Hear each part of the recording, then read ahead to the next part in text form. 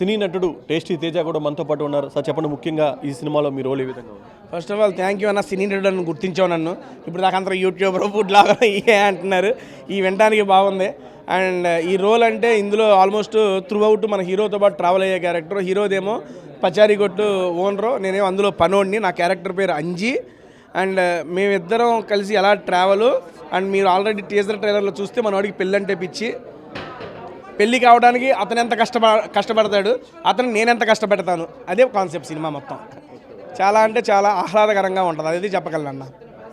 మొత్తంగా ఏదైతే అమర్దీప్కు సంబంధించి ఈ సినిమాలో ఆయన రోల్ కానీ హీరోయిన్ కెమిస్ట్రీ కానీ ఏ విధంగా ఉంటుంది?